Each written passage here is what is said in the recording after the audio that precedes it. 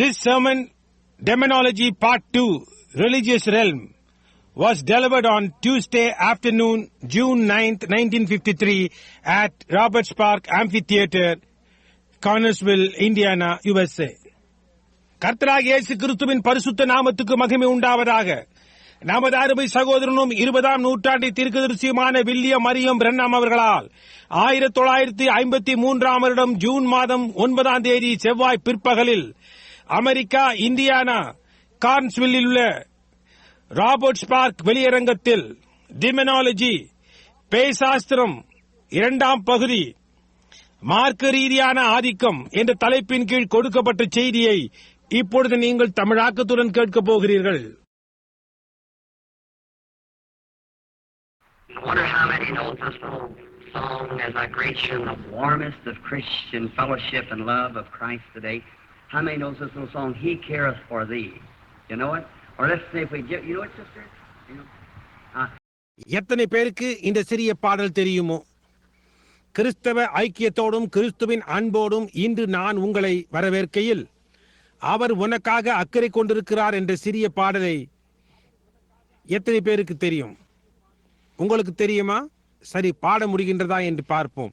உங்களுக்கு தெரியுமா சகோதரியே? உங்களுக்கு தெரியுமா? இப்பொழுது He careth for you. He careth for you. Through sunshine or shadow, He careth for you.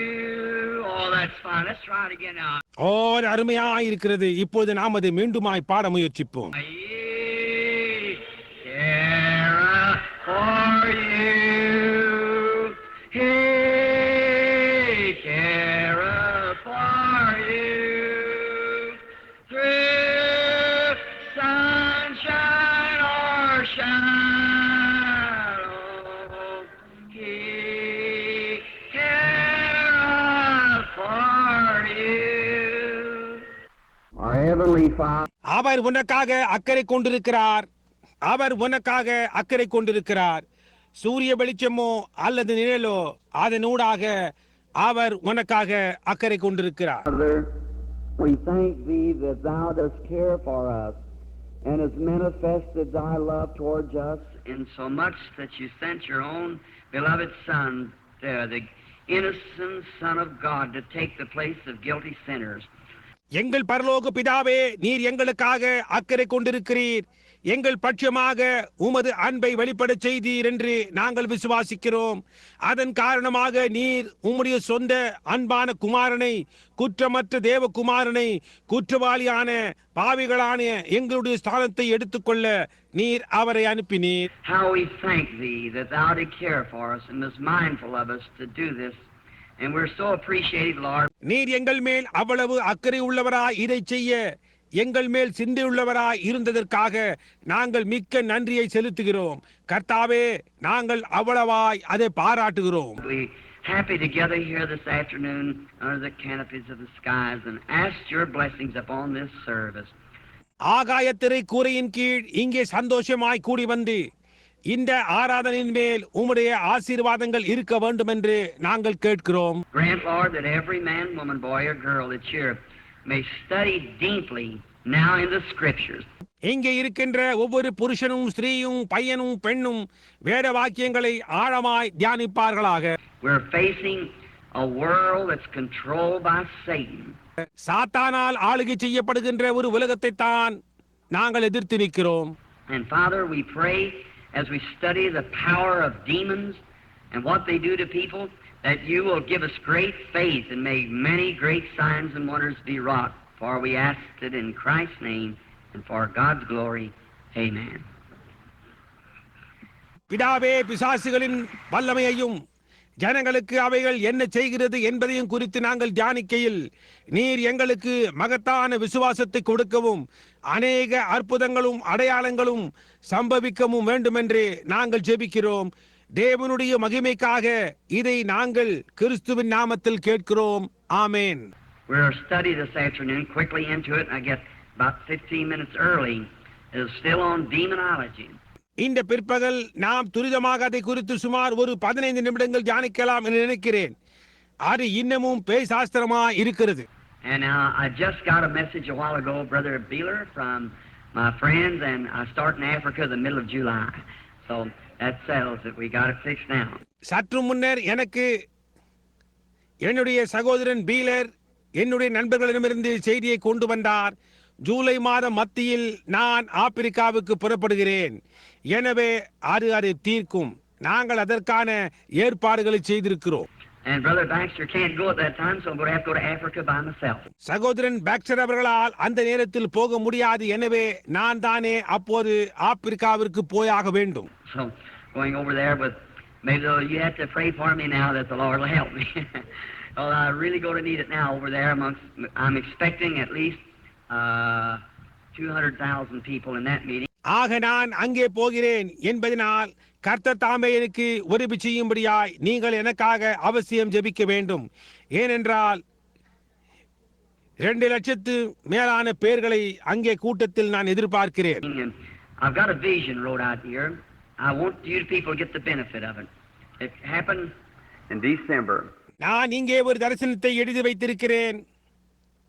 அதன் பலனை ஜனங்களாகிய நீங்கள் அடைய வேண்டும் என்று நான் விரும்புகிறேன். அது டிசம்பர் மாதத்தில் சம்பவித்தது. I was in the room one morning when the angel of the Lord came in. You see, when I was over there, I disobeyed God and I picked up amoeba. ஒரு நாள் காலையில் நான் அறைக்குள்ளே இருந்தபோது கர்த்தருடைய தூதனானவர் உள்ளே வந்தார். பாருங்கள், நான் அங்கே இருந்த சமயத்தில் நான் தேவனுக்கு கீழ்ப்படியாமற் போய் நான் அமீபாவை பெற்றுக்கொண்டேன். Any man know what amoeba is? A parasite that gets nearly kills you. Amoeba என்ன என்று தெரியுமா? அது ஒரு ஒட்டுண்ணி. அது ஒரு ஆளையை கொன்று போடும். எந்த மனிதனும் இதை அறிவான். Because I'd done something God told me not to. ஏனென்றால் செய்ய வேண்டாம் என்று தேவன் கூறின ஏதோ காரியத்தை நான் செய்ததன் விளைவாக அது எனக்கு வந்தது. How many's heard the story of it? I guess some of you sure. I know the folks from around the tabernacle heard the story of what happened. அதை பற்றின சம்பவத்தை உங்களில் எத்தனை பேர் கேட்டிருக்கிறீர்கள்? இங்கிருக்கின்றவர்கள் சிலர் கேட்டிருக்கிறார்கள் என ஊகிக்கிறேன். என்ன சம்பவித்தது என்பதை இந்த ஜெப கூடாரத்தை சுற்றி இருக்கின்றவர்கள் அறிவார்கள் என்று எனக்கு தெரியும். God told me to go a place and to stay away from this place and to go back over to another place, and I'll let the preachers talk me out of it. ஒரு இடத்திற்கு போகும்படி தேவன் என்னிடம் கூறினார். அந்த இடத்திலிருந்து விலகி இருந்து இன்னொரு இடத்திற்கு போகும்படியாய் கூறினார். போதகர்கள் என்னோட பேசி என்னை மேற்கொள்ளும்படி அனுமதித்து விட்டேன். Preachers are wonderful and they're my brothers, but you mind what God tells you. That's right. You got one mission. இப்பொழுது பிரசங்கிமார்கள் அற்புதமானவர்கள். அவர்கள் என்னுடைய சகோதரர்கள். ஆனாலும் தேவன் உங்களிடத்தில் கூறினதை மட்டுமே செய்ய வேண்டியவர்களாய் இருங்கள். அது சரியே, புரிகின்றதா? உங்களுக்கு ஒரு வேலைதான் இருக்கிறது. How many remembers one time there's 2 prophets in the Bible? ஒரு சமயம் 2 தீர்க்கதரிசிகள் இருந்தார்கள் என்று வேதத்தில் இருக்கிறது என்று எத்தனை பேர்களுக்கு நினைவிருக்கிறது?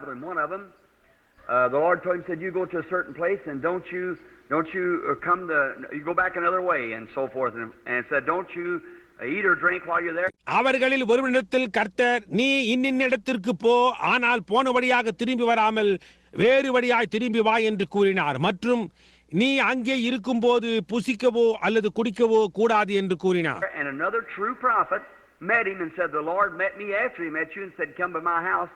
And the prophet listened to what the other said and lost his life by it. இன்னொரு உண்மையான தீர்க்கதரிசி அவனை சந்தித்து, கர்த்தர் உன்னை சந்தித்ததற்கு பின்னர் அவர் என்னை சந்தித்தார், என் வீட்டிற்கு வா என்று கூறினான். இந்த தீர்க்கதரிசியானவன் இன்னொருவன் கூறினதற்கு செவி சாய்த்து அதன் விளைவாக அவனுடைய ஜீவனையே அவன் இழந்து போனான். You do what God tells you to do regardless of what anybody else says. பாருங்கள், மற்றவர்கள் கூறுவது என்னவாய் இருந்தாலும் அதை தவிர்த்து தேவன் உங்களுக்கு கூறினதை மட்டுமே செய்யுங்கள். Now we're in this vision. He woke me up 13th of September or December. இப்பொழுது இந்த தரிசனத்தில் செப்டம்பர் அல்லது டிசம்பர் 13ஆம் தேதி அன்று அந்த தரிசனம் என்னை எழுப்பினது. And as I was sitting on the side of my bed, I was wondering what would be my future. நான் என் படுக்கையின் ஒரு பக்கத்தில் உட்கார்ந்திருக்கையில் என்னுடைய எதிர்காலம் என்னவாய் இருக்கும் என்று நான் வியந்து கொண்டிருந்தேன். When I come back over here, they're ready to throw me in a pest house. Parasites have just about taken me.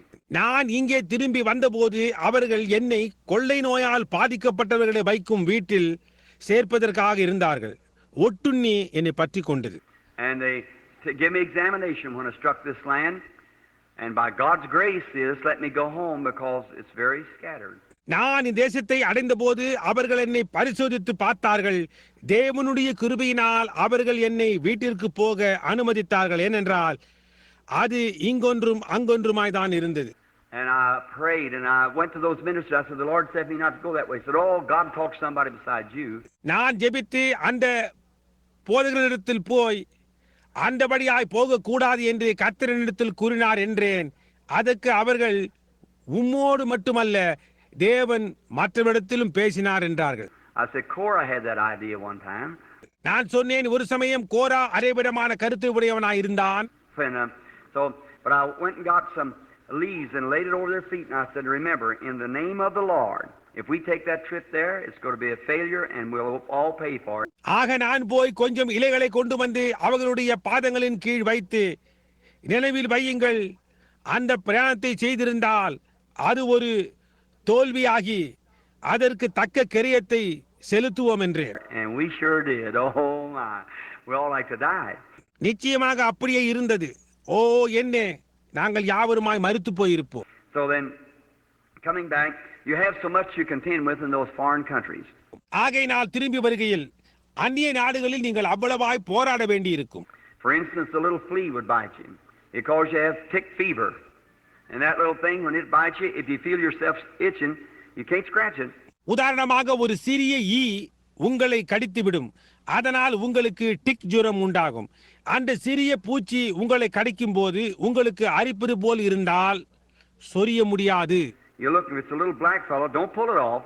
It's got a little head. It bores its way into the skin, turns around like this and fastens itself. நீங்கள் அதை பாருங்கள். அது ஒரு சிறிய கருப்பு பூச்சியாய் இருந்தால் அதை பிடுங்கி எடுக்காதே. அதற்கு ஒரு சிறிய தலை இருக்கிறது. நம்முடைய தோலுக்குள்ளாக அது துளை போட்டு கொண்டு போய் தலையை அப்படியே திருப்பி கொண்டு தன்னை இறுக்கிக் கொள்ளும். If you'd pull it, you'd pull the head off in there. It's got a virus in it to paralyze you. நீங்கள் அதை பிடுங்கினால் அதன் தலையை உள்ளே விட்டு பிடுங்கி விடுவீர்கள். அதற்குள்ளாக ஒரு விஷ நீர் இருக்கிறது. அது உங்களை முடக்கி போடும். So you don't scratch or don't pull him off. Just take some tallow and he breathes through his back. Drop tallow on it and he comes off. எனவே சொரியாதீர்கள் அல்லது அதை பிடுங்கி எடுக்காதீர்கள். சற்று மிருக கொழுப்பை எடுத்து அதன் மேல் பூசிவிட வேண்டும்.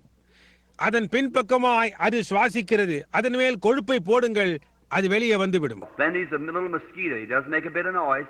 He comes right through the air. He just touch it. That's all. You've got malaria. பிறகு அங்கே ஒரு கொசு இருக்கிறது. அது ஒரு இமி சத்தம் கூட போடாது. அது நேராக காற்றின் ஊடாக வரும்.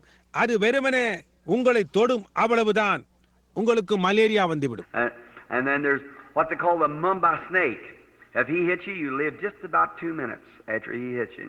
மம்பா என்று அழைக்கப்படும் பாம்பு அங்கேதான் இருக்கிறது. அது உங்களை தீண்டினால் அதற்கு பின்னர் உங்களுக்கு 2 நிமிடங்கள் தான் உண்டு. And there's a yellow cobra. You live about 15 minutes after his bite. மற்றும் மஞ்சள் நாகம் என்ற ஒன்று அங்கே உண்டு.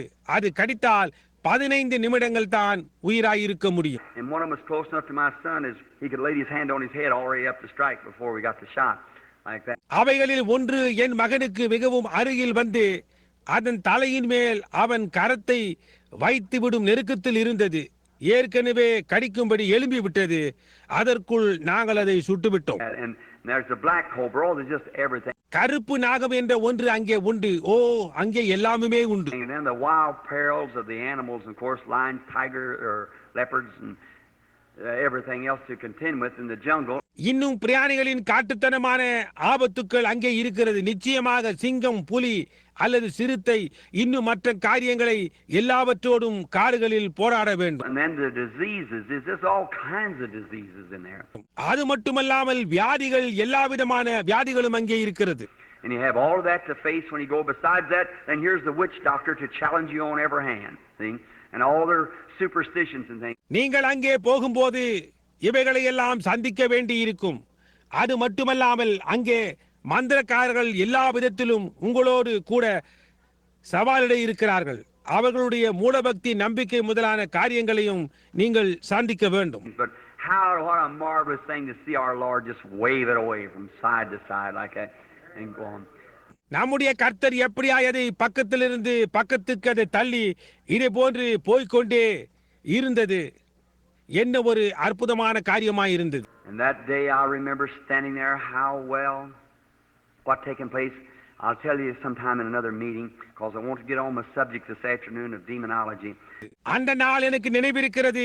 அங்கே நின்று கொண்டிருக்கையில் எவ்வளவு நன்றாக என்ன சம்பவித்தது. வேறு ஏதாவது ஒரு கூட்டத்தில் நான் சில காரியங்களை உங்களுக்கு கூறுகிறேன். ஏனென்றால் இன்று பிற்பகல் என் பேசும் பொருளாகிய பேய் சாஸ்திரத்தை பேச விரும்புகிறேன். But now in this I was thinking about saying there, what will the end be? ஆனால் இப்பொழுது அங்கே உட்கார்ந்து கொண்டு முடிவு எந்த விதமாய் இருக்கும் என்பதை குறித்து சிந்தித்துக் கொண்டிருந்தேன். And coming back across the sea, I know we had around 100,000 conversions while we was in there.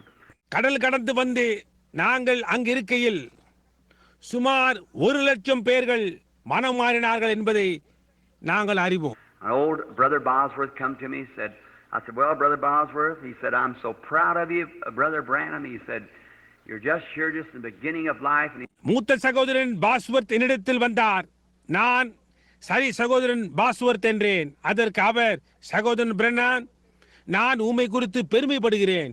நீர் வாழ்க்கையின் துவக்கத்தில் இருக்கிறீர் என்றார். I said, well, I guess it's all over. I said, I'm past 40 years old. I guess I fought a good fight and finished the course. சரி, அதெல்லாம் முடிந்து விட்டதென யூகிக்கிறேன் என்று கூறினேன். நான் 40 வயதை கடந்து விட்டேன். நல்ல போராட்டத்தை போராடி ஓட்டத்தை முடித்து விட்டேன் என்று நான் கூறினேன். He said, past 40 years old. I said, I was that old before I got converted. I said, I'm still going good. He was pretty near going into his 80. அவர் சொன்னார், உமக்கு வயது 40 கடந்து விட்டதா? நான் மனம் மாறுவதற்கு முன்னர் 40 வயதாயிருந்தேன்.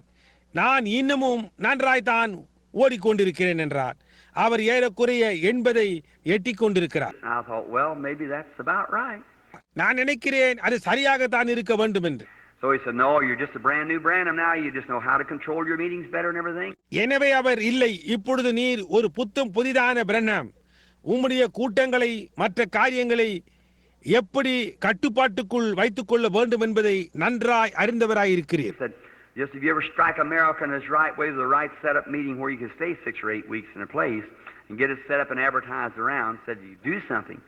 But and for our Lord. நீர் மட்டும் சரியான விதத்தில் சரியாக அமைக்கப்பட்ட கூட்டங்களுடன் ஒரே இடத்தில் ஒரு 5 அல்லது 6 வாரங்கள் தொடர்ந்து கூட்டங்கள் நடத்தி சுற்றிலுமாய் விளம்பரம் செய்து அமெரிக்காவை எப்பொழுதாவது தொடுவீரானால் உம்மால் ஏதாவது காரியம் கர்த்தருக்கு என்று செய்ய முடியும். So we went ahead just on like that. So it was very nice. எனவே நாங்கள் தொடர்ந்து போய் சரியாக அது போன்று செய்தோம். ஆகையினால் அது மிகவும் நன்றாயிருந்தது. After a while I saw a vision when I was in America, and it come to me and returned me back to Africa, and it showed me that same meeting sitting there in front of Durban. அதற்கு பிற்பாடு கொஞ்சம் கழித்து நான் அமெரிக்காவில் இருந்தபோது ஒரு தரிசனம் கண்டேன். தரிசனத்தில் அது என்னை திரும்பி ஆப்பிரிக்காவிற்கு கொண்டு சென்றது. டர்பனுக்கு முன்னால் உட்கார்ந்து கொண்டிருந்த அதே கூட்டத்தை அது எனக்கு காண்பித்தது. And the first meeting faded away into history going towards the west. முதலாவது கூட்டம் சரித்திரத்துக்குள்ளாக மேற்கு நோக்கி போய்க்கொண்டே மறைந்து போயிற்று. The second meeting rose up, and when it did, it was still larger than the first meeting was. இரண்டாவது கூட்டம் எழும்பி நின்று அப்படி எழும்பின போது அது முதலாவது கூட்டத்தை காட்டிலும் பெரியதாக இருந்தது. And I heard a scream, and an angel was coming out of heaven, and he had a great light. நான் ஒரு கூச்சலை கேட்டேன். பரலோகத்திலிருந்து ஒரு தூதன் வந்து கொண்டிருந்தான். அவன் ஒரு மகத்தான வெளிச்சத்தை உடையவனாய் இருந்தான். And the angel of the Lord which stands by sure always stands by my right over on this side. இங்கே நமது அருகில் இருக்கும் கர்த்தருடைய தூதன் எப்பொழுதும் என்னுடைய வலது பக்கத்தில் இந்த பக்கமாக நின்று கொண்டிருப்பார். And it was standing there, and it was milling around, and I seen this man standing on him. He's not. அவர் அங்கே நின்று கொண்டிருந்து சுற்றிலும் துளைத்துக் கொண்டிருந்தது. அவருக்கு கீழாக இந்த மனிதன் நின்று கொண்டிருக்கிறதை நான் கண்டேன். அவர் அல்ல. Now that's not vision. When you see him, it's just as real as you're looking at me. Well, you can hear him walk and talk to you, and anything, it's just as real. இப்பொழுது அவரை நீங்கள் காணும்போது அது ஒரு தரிசனம் அல்ல. நீங்கள் என்னை நோக்கி பார்த்து கொண்டிருப்பது எவ்வளவு உண்மையாய் இருக்கிறதோ அவ்வளவு தத்துரூபமாய் இருக்கும். ஏன், அவர் நடக்கின்றதையும் உங்களிடத்தில் அவர் பேசுவதையும் நீங்கள் கேட்கலாம். எந்த காரியமாய் இருந்தாலும் அது அப்படியே தத்துரூபமாய் இருக்கும். It's not a vision. The man's just standing there, just same as you are. அது ஒரு தரிசனம் அல்ல. அந்த மனிதன் நீங்கள் நிற்கின்ற வண்ணமாகவே அங்கே நின்று கொண்டிருந்தான். And his voice is just the same as mine would be or yours would be. அவருடைய சத்தம் என்னுடையது எப்படி இருக்குமோ அல்லது உங்களுடையது எப்படி இருக்குமோ அதே போன்றே இருந்தது. But a vision is something that breaks before you and you see it like that. But this man just walks up and stands there. ஆனால் ஒரு தரிசனம் உங்களுக்கு முன்பாக வெளிப்படுகின்ற ஏதோ காரியமாய் இருக்கிறது. அதை போன்று நீங்கள் அதை காண்கிறீர்கள். ஆனால் இந்த மனிதனோ நடந்து வந்து அங்கே நிற்கிறான். So he told me that what was going to take place. ஆக என்ன சம்பவிக்க போகிறது என்பதை அவர் என்னிடம் கூறினார். And he said that this angel came down and he told me to turn and look this way, and it looked towards India now. இந்த தூதன் இறங்கி வந்து என்னிடத்தில் அப்படியே திரும்பி அந்த பக்கமாக நோக்கி பார்க்கும்படி கூறினார். அது இந்தியாவை நோக்கின பக்கமாக இருந்தது. I don't say it's in India, but it's near. அது இந்தியாவில் இருக்கிறது என்று நான் கூறவில்லை, ஆனால் அருகில் இருக்கிறது. But they were Indian people because the Africans are big, burly, heavy, fat-like people. Some of them are nearly 7 foot tall and weigh 280 or 300 pounds, burly. ஆனால் அவர்கள் இந்திய ஜனங்களாய் இருந்தார்கள். ஏனென்றால் ஆப்பிரிக்கர்கள் பருத்து தடித்து நல்ல எடையுள்ள ஜனங்கள். அவர்களில் சிலர் கிட்டத்தட்ட 7 அடி உயரமும் 280 அல்லது 300 பவுண்டு எடையுள்ளவர்களாய் வலுவுள்ளவர்களாய் இருக்கிறார்கள். The Zulus, now the Shungai and Bazuta and all these many different tribes. அங்கே ஜூலுக்கள், ஷிங்கிகள், பசுலாஸ், எத்தனையோ வித்தியாசமான மலைஜாதியார்கள் இருக்கிறார்கள். There's 15 different tribes sitting there that day I was speaking to. அந்த நாளன்று அங்கே சுமார் 15 வித்தியாசமான மலை ஜனங்களிடத்தில் நான் பிரசங்கித்துக் கொண்டிருந்தேன். I'd say one word like Jesus Christ the Son of God, I'd go get a drink of water before it went through all interpreters. நான் ஒரு வார்த்தை, அதாவது இயேசு கிறிஸ்து தேவனுடைய குமாரன் என்று கூறுவேன். அதை எல்லா மொழிபெயர்ப்பாளர்களும் மொழிபெயர்த்து கூறுவதற்குள் நான் போய் தண்ணீர் குடித்துவிட்டு திரும்பி வந்த பின்னரே முடிப்பார்கள். One would say, in all noises, I used to think when I heard Pentecostal people speaking in tongues that maybe one speaking in one kind of sound and one speaking another. How in the world could that be? ஒருவர் கூறுவார், எல்லா விதமான சத்தங்களும் பெண்டேகோஸ்தே ஜனங்கள் அந்நிய பாஷைகளில் பேசும்போது ஒருவன் ஒரு விதமான சத்தத்தில் பேசுவான், இன்னொருவன் இன்னொரு விதமான சத்தத்தில் பேசுவான். அப்போது நான் எப்படி இந்த உலகத்தில் இப்படியாய் இருக்க முடியும் என்று நினைப்பதுண்டு. But I believe the Bible's right and know it is when it said there's not a sound without significance. That's how. ஆனால் வேதம் கூறுவது சரியானது என்று நான் விசுவாசிக்கிறேன், உண்மை என்று அறிவேன். அர்த்தம் இல்லாமல் அங்கே ஒரு சத்தமும் இல்லை என்று கூறுகிறது. Some of them would say, one of them would go blue, blue, blue, blue. That meant Jesus Christ the Son of God. அந்த சிலரில் ஒருவன் என்பான். அதற்கு அர்த்தம் இயேசு கிறிஸ்து தேவனுடைய குமாரன் என்பதாயிருக்கும். That was Jesus Christ the Son of God in his language. இன்னொருவன் clerk clerk clerk clerk என்பான். அதற்கு அர்த்தம் இயேசு கிறிஸ்து தேவனுடைய குமாரன் என்பதாய் அவனுடைய பாஷையில் இருக்கும். So no matter what kind of sound it is, it's a meaning somewhere. That's right. No matter what kind of a noise it is, it means something to someone somewhere. எனவே எந்த விதமான சத்தமாய் இருக்கிறது அது என்பது காரியமல்ல, அது யாரோ ஒருவருக்கு எங்கேயோ ஏதோ காரியத்தின் அர்த்தமாய் இருக்கிறது. அது சரியே. எந்த விதமான சத்தமாய் இருக்கிறது அது என்பது காரியமல்ல, அது எங்கேயோ யாரோ ஒருவருக்கு ஏதோ காரியத்தின் அர்த்தமாய் இருக்கிறது. And when he was, they'd give that out. அவர்கள் அதை கூறுவார்கள். And I noticed that over to my left, when that angel came down, and I seen a swarm lights there, and there were a man with looked like they'd had a sheet around him like this, and it wrapped up and tied like around a small baby, the napkin. அந்த தூதன் கீழே இறங்கி வந்தபோது என்னுடைய வலது பக்கமாக நோக்கி பார்த்தேன். ஏதோ கும்பலை போன்று காணப்பட்டது. அவர்கள் மனிதர்களை பார்ப்பதற்கு ஏதோ ஒரு போர்வை போன்றதின் அவர்களை சுற்றி கொண்டு அதில் ஒரு குழந்தையை கட்டி கொண்டிருந்தார். And I could just see as far as I could see it with nothing but people. அப்படி இருந்தார்கள். என்னால் பார்க்கக்கூடிய தூரம் மட்டும் அது ஜனங்களே அல்லாமல் வேறொன்றும் இல்லை. And then this angel turned on a great oscillating light and it began to sway back and forth like that. And I never seen so many people in my life. பின்னர் இந்த தூதன் ஒரு மகத்தான சுழல் வெளிச்சத்தை உண்டாக்கி இந்த விடமாக முன்னும் பின்னுமாக அதை அசைக்க துவங்கினார். என்னுடைய ஜீவியத்தில் அவ்வளவு ஜனங்களை நான் கண்டதே கிடையாது. And then this other angel came real close to me, and he said these 300,000 of them in that meeting. பின்னர் அந்த இன்னொரு தூதன் என்னை மிகவும் நெருங்கி வந்து அந்த கூட்டத்தில் அங்கே 3,00,000 பேர்கள் இருக்கின்றனர் என்று கூறினார். Now I've got it written down here. And you write it in some kind of a piece of paper, like I told about the little boy being resurrected in Finland. நான் அதை இங்கே எழுதி வைத்திருக்கிறேன். பின்லாந்து தேசத்தில் அந்த சிறு பையன் உயிரோடு எழுப்பப்பட்டதை குறித்து நீங்கள் எழுதி வைத்திருந்தது போல இதை ஏதாவது காகிதத்தில் எழுதி வைத்துக் கொள்ளுங்கள். You write that on a flyleaf of your Bible or somewhere. And in this meeting, there's going to be a meeting, and you'll hear it through some outlet, of 300,000 people attend that meeting. உங்களுடைய வேதாகமத்தில் உள்ள வெத்துத்தாளில் அல்லது எங்கேயாவது ஒரு கூட்டம் நடக்க போகிறது, அதில் 3,00,000 ஜனங்கள் கலந்து கொள்வார்கள் என்று எழுதி வையுங்கள். I see if that isn't right. That'll be 3 times the size the other one was. See, 300,000 people to attend the meeting. அது சரியா இல்லையா என்று பாருங்கள். அன்றைக்கு இருந்தது போன்ற இக்கூட்டத்தின் 3 மடங்கு ஜனங்கள் இருப்பார்கள். புரிகின்றதா? 3,00,000 ஜனங்கள் அக்கூட்டத்தில் பங்கு பெறுவார்கள். And I'm just so happy to get there. I don't know what to do, for I like to win souls to our Lord. அங்கே போக நான் அவ்வளவு மகிழ்ச்சியாய் இருக்கிறேன். எனக்கு என்ன செய்வதென்று தெரியவில்லை. ஏனென்றால் ஆத்துமாக்களை ஜெயிக்க நான் விரும்புகிறேன். And there at one time, seeing 30,000 raw heathens come to Jesus Christ in one altar call. 30,000 raw heathens. அங்கே ஒரே சமயத்தில் பண்படாத 3,00,000 அஞ்ஞானிகள் ஒரே பீடத்து அடைப்பில் இயேசு கிறிஸ்துவினிடத்திற்கு வருகிறார்கள். 3,00,000 பண்படாத அஞ்ஞானிகள். Now, let's go to our subject right quick.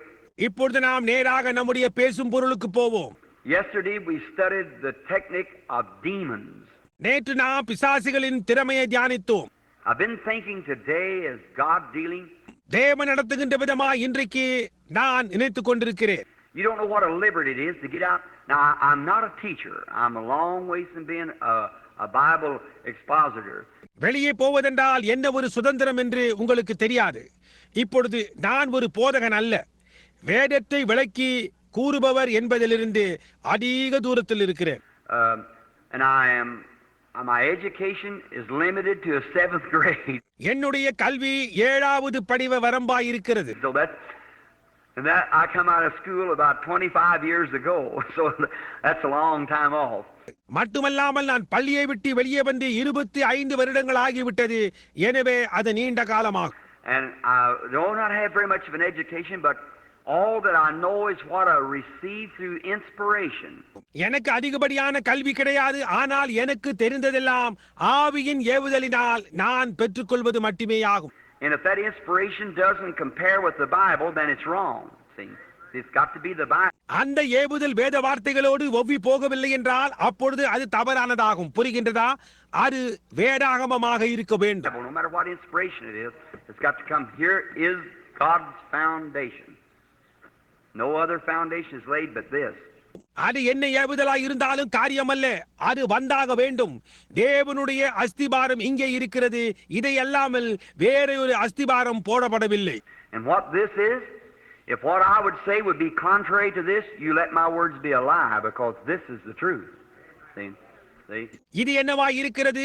நான் சொல்ல போவது இதற்கு முரண்பாடாக இருந்தால் என்னுடைய வார்த்தைகள் ஒரு பொய்யாய் இருக்கட்டும். ஏனென்றால் இது சத்தியமாய் இருக்கிறது. புரிகின்றதா? பாருங்கள். And if an angel would tell you something that would be different from this, Paul said, let him be unto you a curse. Even an angel of light. ஒரு தூதன் வந்து இதற்கு வித்தியாசமான ஏதாவது காரியத்தை கூறுவானேயானால் அவன் உங்களுக்கு ஒரு சாபமாய் இருப்பானாக என்று பவுல் கூறுகிறார். ஒரு ஒளியின் தூதனுமாய் இருந்தாலும் அப்படியேதான். Now, there's many great things. I chose 2 days to get this subject to the people. That was yesterday and today, of the afternoon meetings. இப்பொழுது அநேக மகத்தான காரியங்கள் இருக்கிறது. இந்த பொருளை ஜனங்களுக்கு எடுத்து கூற நான் 2 நாட்களை மட்டுமே தெரிந்து கொண்டேன். அதாவது நேற்று இன்று பிற்பகல் கூட்டங்கள். Now, the reason I did this is to give myself a little try to see if God would help me. இப்பொழுது நான் இதை செய்வதற்கு காரணம் தேவன் எனக்கு உதவி செய்வாரா என்று பார்க்க எனக்கே நான் ஒரு பரிசோதனை கொடுக்கவே இதை செய்கிறேன். There's something on my heart. And this is that after this great message and after God himself confirming what I have said to be the truth in his word, by his word first and then through signs and wonders. ஏதோ காரியம் என்னுடைய இருதயத்தின் மேல் இருக்கிறது. ஆனால் இதுவோ அதாவது இந்த மகத்தான செய்திக்கு பின்னர் நான் கூறினது சத்தியம் என்று அவருடைய வார்த்தைக்குள் தேவன் தாமே அதை உறுதிப்படுத்த வேண்டும். முதலாவது அவருடைய வார்த்தையை கொண்டு அதற்கு பின்னர் அற்புதங்கள் அடையாளங்களின் மூலமாக அதை உறுதிப்படுத்த வேண்டும். Now I think with the gospel truth to the church, I'm under obligation to God to bring this to the church. That's right. இப்பொழுது சபைக்கான சுவிசேஷத்துடன் நான் இதை சபைக்கு கொண்டு வர தேவனுக்கு நான் கடமைப்பட்டிருக்கிறேன். அது சரியே. They're so broke up in so many different organizations and sectarian parts of it. So that's wrong. அவர்கள் அவ்வளவாய் உடைப்பட்டு அநேக வித்தியாசமான ஸ்தாபனங்களாகவும் அவைகளின் பிரிவுகளாகவும் ஆகி அது தவறானது என்று கூறும் அளவிற்கு வந்துவிட்டது. We're all God's children when we're born again. See? நாம் மறுபடியுமாய் பிறக்கும் போது நாம் எல்லாரும் தேவனுடைய பிள்ளைகளாய் இருக்கிறோம். அதை பாருங்கள். And the truth of the thing is that God wants us to know that we're his children. அதனுடைய உண்மை என்னவென்றால் நாம் அதை அறிய வேண்டும். அதாவது நாம் அவருடைய பிள்ளைகள் என்று நாம் அறிய வேண்டும் என்று தேவன் விரும்புகிறார். Now remember the temple of Solomon was cut out all over the world. இப்பொழுது நினைவிருக்கட்டும், சாலமோனுடைய தேவாலயத்தின் கற்கள் உலகம் எங்கிலும் இருந்து வெட்டப்பட்டு கொண்டு வரப்பட்டது. And here come one rock twisted this way and one rock twisted that way and one cut up this way and one cut that way. But when it come together, there wasn't a buzz of a saw or a sound of a hammer. Everything went right to its place. God was the instructor that. இங்கே ஒரு கல் இந்த விதமாய் முறுக்கிக் கொண்டிருக்கிறது, இன்னொரு கல் அந்த விதமாய் முறுக்கிக் கொண்டிருக்கிறது. ஒன்று இந்த விதமாய் வெட்டப்பட்டிருந்த, ஒன்று அந்த விதமாய் வெட்டப்பட்டிருந்தது. ஆனால் அவைகள் ஒன்றோடொன்று சேரும் போது ரம்பத்தின் ரீங்காரமும் சுத்தியலின் சத்தமும் கேட்காமல் எல்லா காரியங்களும் அதன் ஸ்தானத்தில் சரியாக பொருந்தினது. தேவன் தாமே அதற்கு ஆசிரியராவார். God's got a church called Assemblies, and one the Church of God, and one to this, and the one to that. அசெம்பிளிஸ் ஆகவும் தேவ சபை என்றும் ஒன்று இதுவாகவும் ஒன்று அதுவாகுமாக அடைக்கப்படுகின்ற சபையை தேவன் உடையவராய் இருக்கிறார். But when they all come together, there'll be one big group of brotherly love, and God will assemble that church together and take her on up into the skies. ஆனால் அவர்கள் எல்லாரும் ஒன்றாக கூடி வரும்போது அவள் மகத்தான ஒரு கூட்ட சகோதர அன்பாய் இருப்பார்கள். தேவன் அந்த சபையை ஒன்றாக கூட்டி அவளை ஆகாயத்தில் எடுத்துக் கொள்வார். Every famous picture, before it's ever hung in the hall of art, it has to be hung, go through the hall of critics first. எந்த பிரசித்தி பெற்ற படமும் கலைக்கூடத்தில் தொங்கவிடப்படுவதற்கு முன்னர் முதலாவதாக அந்த படம் குற்றங்காணும் கூடத்தில் தொங்கவிடப்பட வேண்டும். The man who painted Augusto, or pardon me, I can't call his name, painted the Last Supper anyhow. It cost him his lifetime. He painted that picture.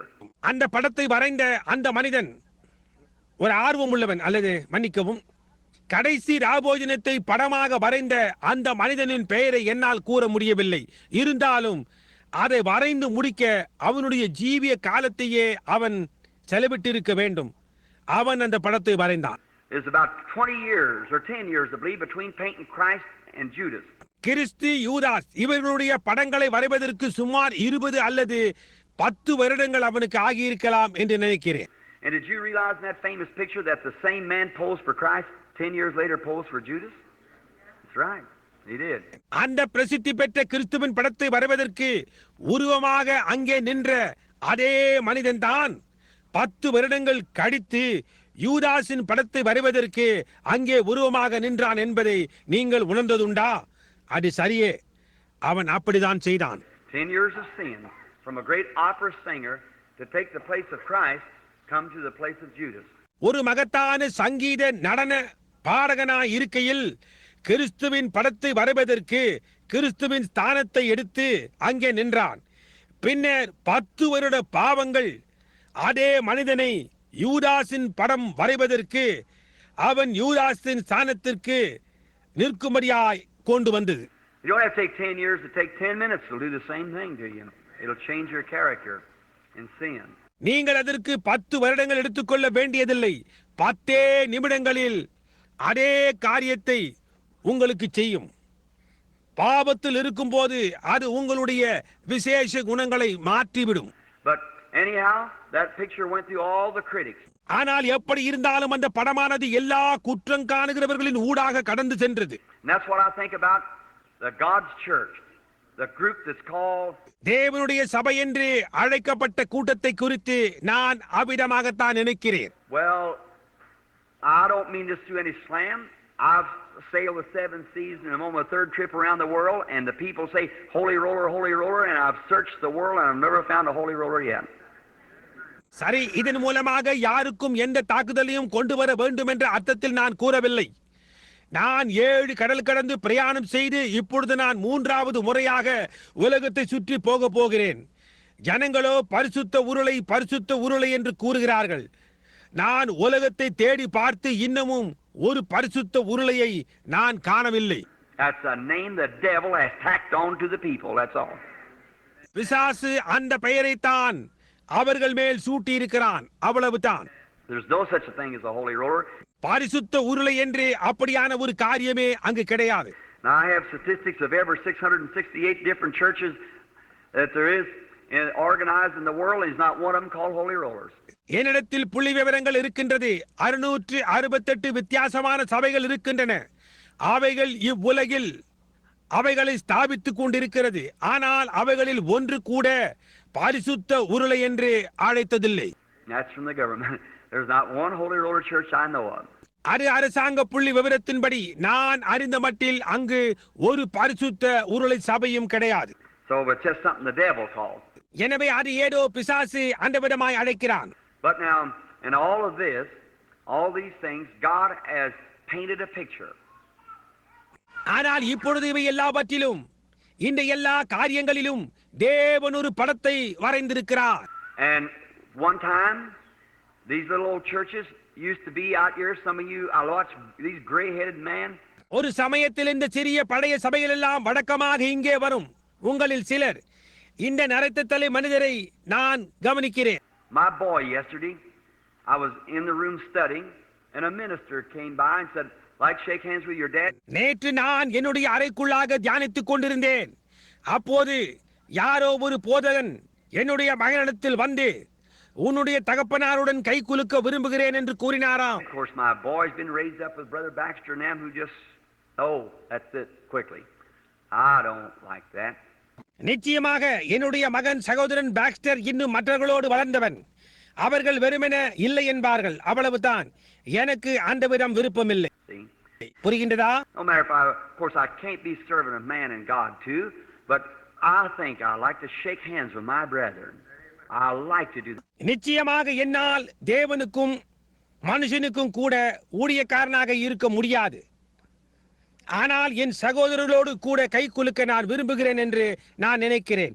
நான் அதை செய்ய விரும்புகிறேன். There's something about it I like to shake the hands of a minister, not only a minister but any child of God. I like to do it. அங்கே அதை குறித்து ஏதோ காரியம் இருக்கிறது. ஒரு ஊழியனுடைய கரத்தை, ஏன் எந்த ஒரு தேவனுடைய பிள்ளையின் கரத்தையும் நான் குலுக்க விரும்புகிறேன். I didn't know about it until my wife had told me a little later. கொஞ்சம் கடித்து என் மனைவி என்னிடம் அதை கூறும் வரைக்கும் நான் அதை அறியாதிருந்தேன். Well, if he could have told that minister just a minute, he's back there in prayer, and I'll see what he can say. Well, that would have been better. So I give him a little correction on that, not to do that. See? அவன் அந்த ஊழியனிடத்தில் ஒரு நிமிஷம் அவர் பின்னால் இருக்கிறார், அவர் என்ன கூறுகிறார் என்று நான் கேட்டு சொல்லுகிறேன் என்று கூறியிருக்கலாம். சரி, அது சற்று மேலானதாக இருந்திருக்கும். ஆகவே அப்படி செய்ய வேண்டாம் என்று அவனுக்கு ஒரு சிறிய திருத்தத்தை அதன் பேரில் நான் கொடுத்தேன். புரிகின்றதா? And so it's true, you can't just be right out, as the brother said a while ago. If you do, then at night time I'm warned, you see. ஆகையினால் அது உண்மைதான். சற்று முன்பு சகோதரன் கூறினது போன்று நீங்கள் நேராக அப்படியே வெளியே போக முடியாது. அப்படி செய்தால் இரவு நேரங்களில் நான் களைத்து போய் விடுவேன். பாருங்கள், the people go to talking and everyone has maybe a sickness And when they go to speaking about it, quickly, there's the angel of the Lord right there to tell about it. ஜனங்கள் பேச ஆரம்பித்து விடுவார்கள். எல்லாருக்கும் ஒரு கால் ஒரு சுகவீனம் இருக்கலாம். அதை குறித்து பேசிக் கொள்ளும் போது உடனே கர்த்தருடைய தூதன் அதை குறித்து கூற சரியாக அங்கே இருந்தார். There's someone sitting looking right at me now knows that to be true from just a few minutes ago or about an hour and a half ago. அங்கே யாரோ ஒருவர் உட்கார்ந்து கொண்டு நேராக என்னை நோக்கி பார்த்து இப்பொழுது பார்த்து கொண்டிருக்கிறார். அது உண்மை என்பதை ஒரு சில நிமிஷங்களுக்கு முன்னர் அல்லது 1.5 மணி நேரத்துக்கு முன்னரே அவருக்கு தெரியும். A lady